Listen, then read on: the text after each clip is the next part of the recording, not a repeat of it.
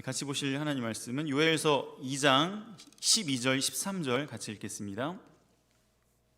요엘서 2장 12절 13절 같이 한 목소리로 같이 읽겠습니다. 시작. 여호와의 말씀에 너희는 이제라도 금식하고 울며 애통하고 마음을 다하여 내게로 돌아오라 하셨나니 너희는 옷을 찢지 말고 마음을 찢고 너희 하나님 여호와께로 돌아올지어다. 그는 은혜로우시며 자비로우시며 노하기를 더디하시며 인애가 크시사 뜻을 돌이켜 재앙을 내리지 아니하시나니. 오늘 요 절만 한 번 더 읽어보죠. 13절 같이 읽겠습니다. 시작. 너희는 옷을 찢지 말고 마음을 찢고 너희 하나님 여호와께로 돌아올지어다. 그는 은혜로우시며 자비로우시며 노하기를 더디하시며 인애가 크시사 뜻을 돌이켜 재앙을 내리지 아니하시나니. 요엘서의 그 핵심 단어라고 하면 전쟁과 또 성령이라고 말할 수 있습니다.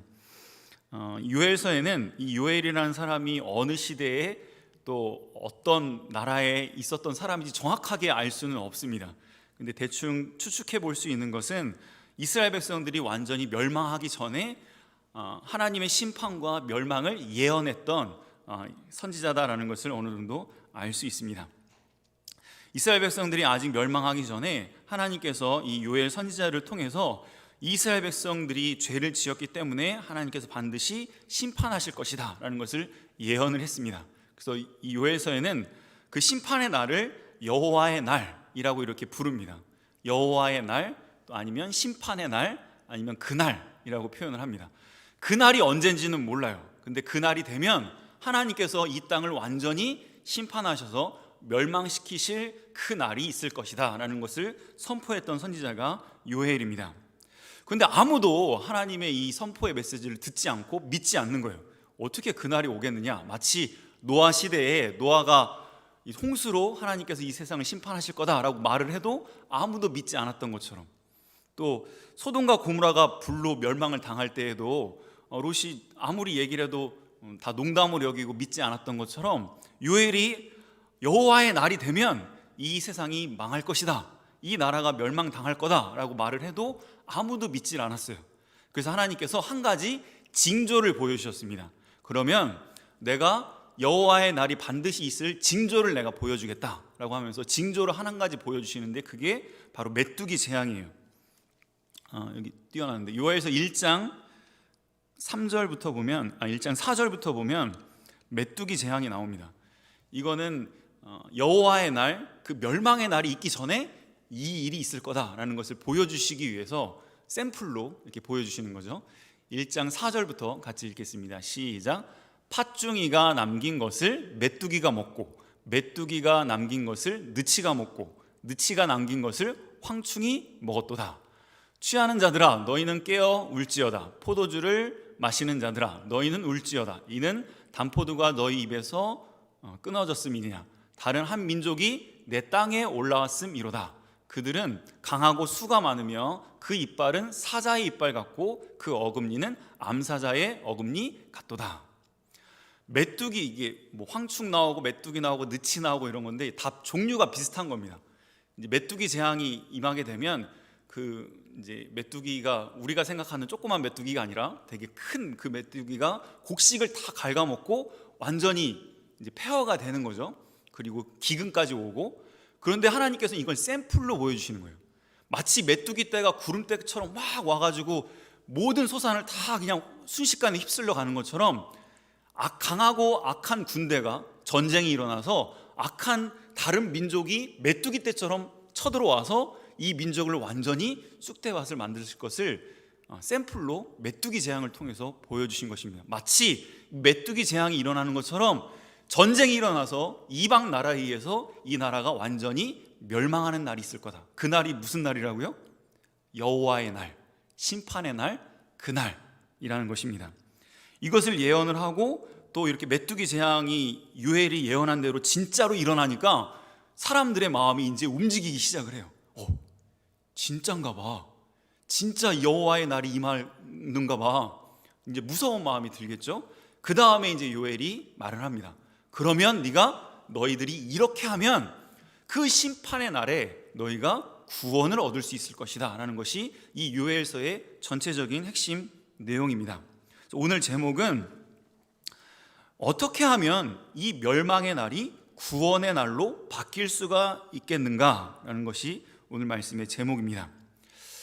자, 여러분들이 생각할 땐 죽음이라는 것이 좋은 거예요, 나쁜 거예요?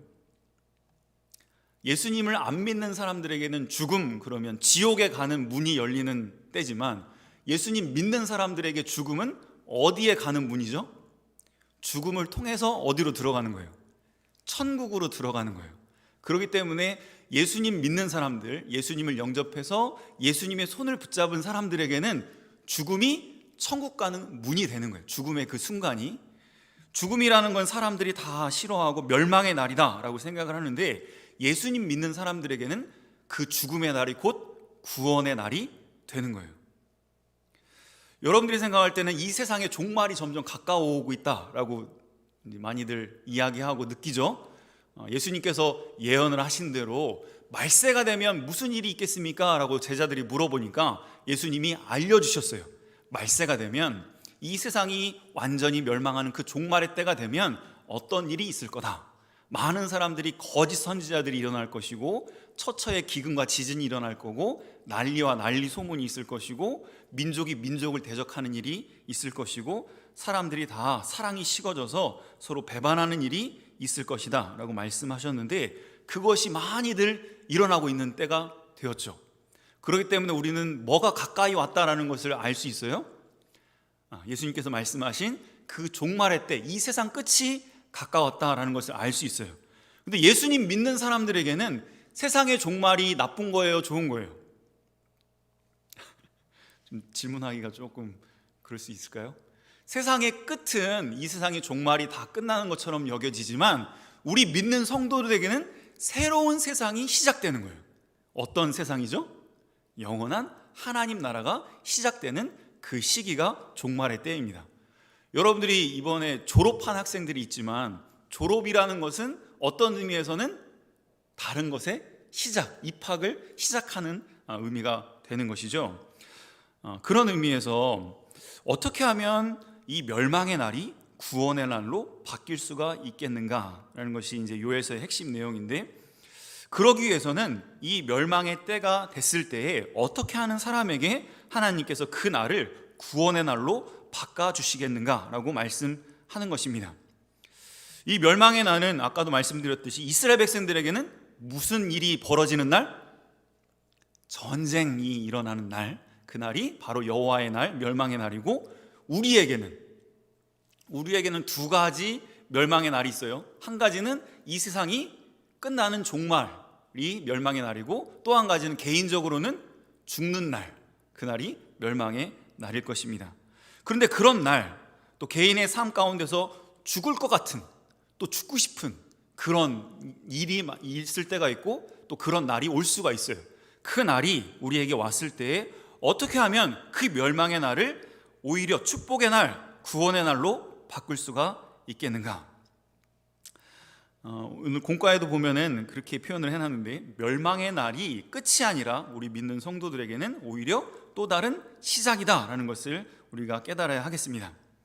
그래서 이 멸망으로 인해서 하나님께 회개하고 하나님께 돌아오게 되면 하나님께서 그들을 구원해 주시고 새로운 날을 시작해 주실 것을 말씀하였습니다. 이 멸망의 날은 모든 것을 다 잃어버리는 날이에요. 모든 것이 다 망하고 없어지고 내 손에 아무것도 남지 않은 그날이 왔을 때에 하나님께 돌아오는 자, 그 가운데서 하나님을 바라보고 하나님을 찾는 자. 왜냐하면 더 이상 자기에게는 소망이 없고 자기가 더 이상 이것을 이겨낼 수 있는 힘이 없는 모든 것을 다 포기하고 오직 하나님께만 손을 내미는 그날 하나님께서 그 손을 붙잡아 주시고 우리를 건져 주시는 그날이 되는 것이죠. 그러면 어떻게 하면 이 멸망의 날을 구원의 날로 바꿀 수가 있겠는가? 오늘 요절에 보면 어떻게 하라라고 요엘이 우리에게 말씀하고 있죠. 뭐 하라고 그랬어요? 뭘 찢지 말고?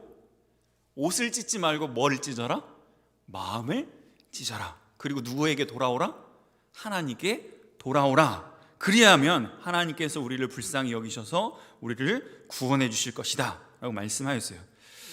그래서 어떻게 하면 이 멸망의 날, 그 심판의 날을 구원의 날로 바꿀 수 있겠는가?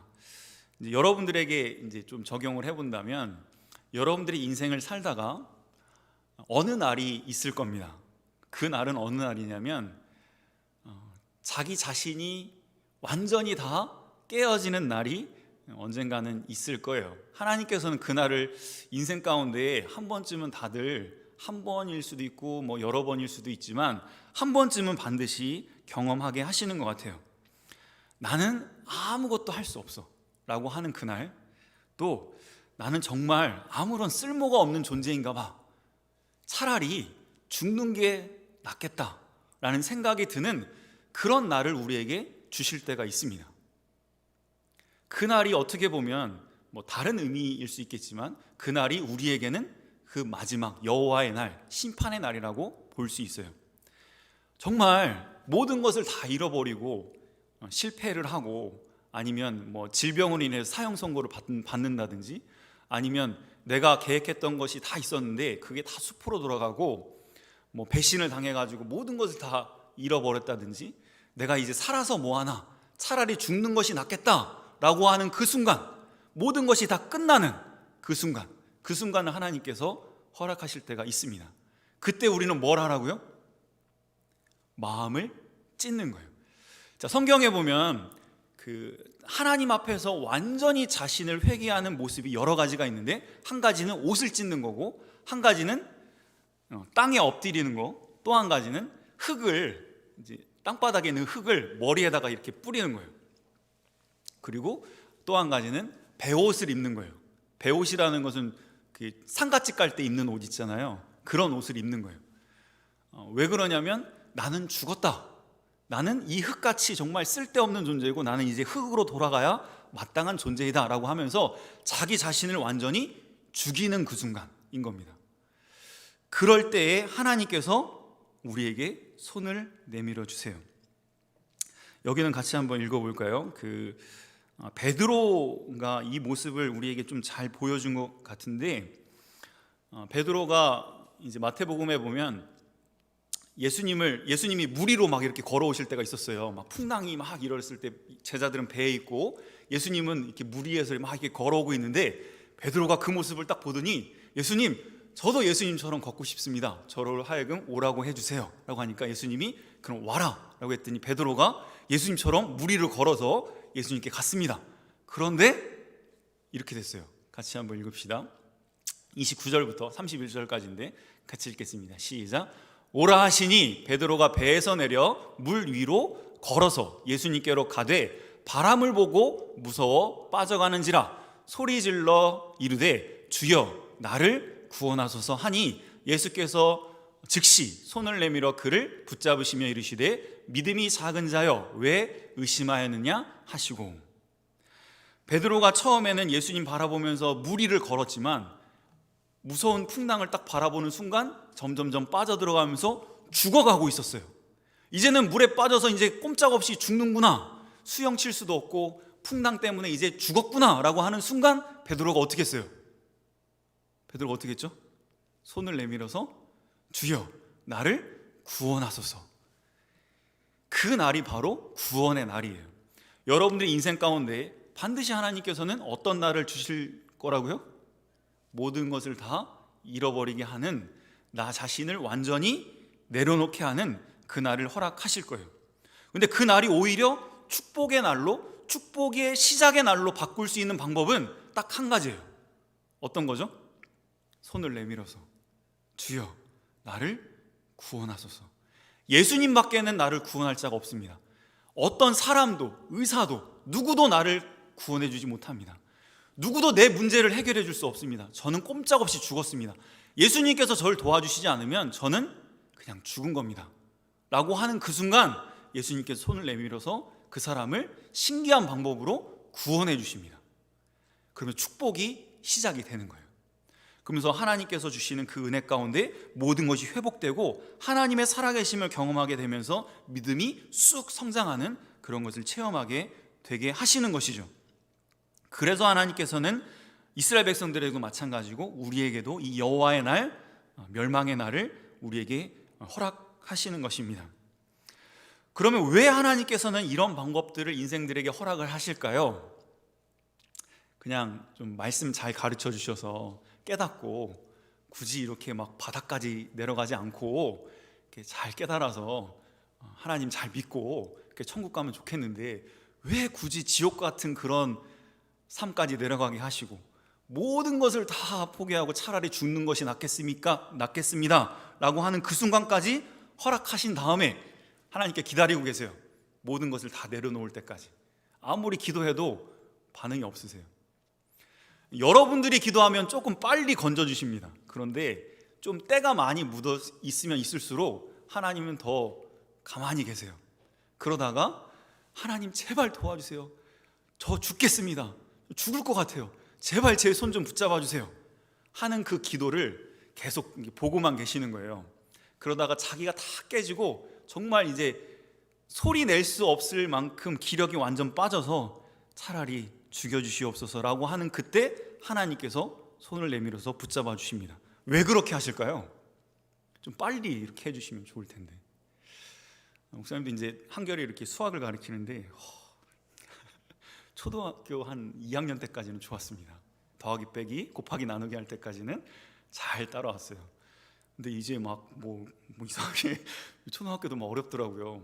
근데 문제를 푸는데 옆에서 볼 때 답답해가지고 야, 이거를 중학교에 나오는 공식을 미리 알려줘 버리면 되게 쉽게 풀 텐데 이거를 막 그 초등학교 하는 그 방법대로 하려니까 나도 답답하고 얘도 답답해하고 그냥 중학교 공식을 가르쳐줘 버릴까? 라고 하면서 이제 막 고민할 때가 있어요. 근데 한 어떨 때는 10분, 20분, 30분 잡고 막 이럴 때가 있는데 그냥 이렇게 보고 있어요. 왜 그러죠? 얘가 그 문제를 스스로 풀어내야지. 내가 아무리 답을 알려주고 뭐 이렇게 푸는 거야 라고 해서 한 번은 그냥 눈으로 보고 그렇게 하는 거구나 라고 풀어도 그 다음에 그 문제가 나오면 못 풀어요.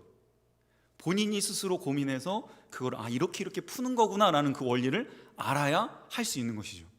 하나님도 왜 우리를 빨리 주시고 싶지 않겠습니까? 그런데 빨리 건져져 버리면 그것이 하나님의 전적인 은혜인지를 알지 못하고 하나님의 구원을 얻었을 때 교만해지고 하나님을 오히려 떠날 수가 있어요.